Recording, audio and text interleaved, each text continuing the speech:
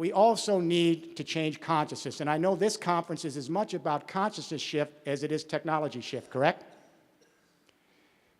I am guardedly hopeful because communication energy matrices do help us reshift consciousness. Forager hunter societies, mythological consciousness. Hydraulic civilizations, theological consciousness. National economies, ideological consciousness. Today, we are on the cusp of biosphere consciousness. We're extending the empathic distress, our basic biology, so we have a younger generation on the internet that's actually extending that empathic circuitry to see the whole human race as our fellow human beings on Skype and Facebook and all of this stuff. And as we share energy in vast continental commons, we begin to see each other as brothers and sisters in one biosphere. And here's my hope. There are kids coming home all over the emerging nations and the developed countries, and they're coming home with biosphere consciousness in less than 5 years. They're coming home, 12-year-olds in emerging nations, and they're saying, and in developed countries, why are we using so much water when my daddy's shaving? That's a waste. Why do we have the TV on, no one's watching it? Why do we have 2 cars we could car share? And this is the one I particularly like, it's dear to me. So many kids, especially young girls, are asking, where did the hamburger come from on my plate? Did it come from a rainforest? Did they have to destroy the tree canopy for 4 little inches of soil to graze the cow? When they destroyed the trees, what happened to all the plant and animal life that depends on that tree canopy? Did it go extinct to graze the cow for my steak or my hamburger? And if the trees aren't there, there's no CO2 sink to absorb the CO2 emissions from climate change.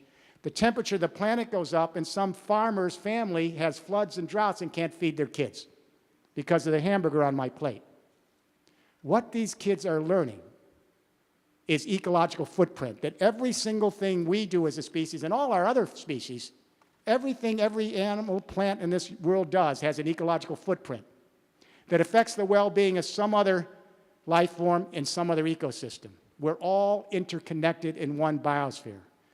The third industrial revolution gives us an opportunity to take that connectedness and share our energy and share our communications and share our productive resources in a sustainable fashion, not only for our use, but to ensure the rights of our fellow creatures. They have a right to be here with us or without us.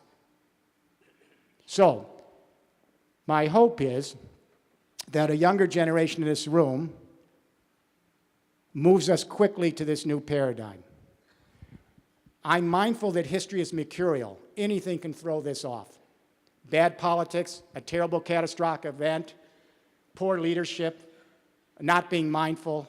History is mercurial. It isn't linear. There are dark periods where the whole experiment shuts down. We can't afford the shutdown this time because it could mean our extinction. So, what we need to do is, all of you have spent so many years here. We've got a group here that spent so many years on the front line. You have been engaged on the sustainability issue. You have been engaged on creating a new collaborative mindset. You've been engaged in bringing the civil society into the picture to create deep social capital. Now what I would say is redouble your efforts now, because now we're in a position to actually close the deal and create a paradigm shift. And the real legacy you will give to us is, whether you're a civil society organization or a social entrepreneur or a local government official or a business leader, the real legacy is, maybe if we're determined and move this for the next 3 generations, we can drop the temperature of the earth, maybe. And we can help heal the ecosystems of the earth. And at the same time, we can provide new economic opportunity based on quality of life and sustainability for the billions of young people coming of age in the 21st century.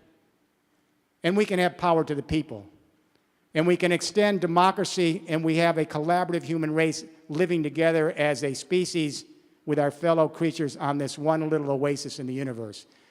So on the one hand, I congratulate everybody here. 20, 30 years some of you people have put in, but now connect the dots. Take all these disparate programs, initiatives, and efforts you're doing and place them within a third industrial revolution paradigm. Help get us to biosphere consciousness. Let's change the mentality of our species. We got about 30 years to get the job done.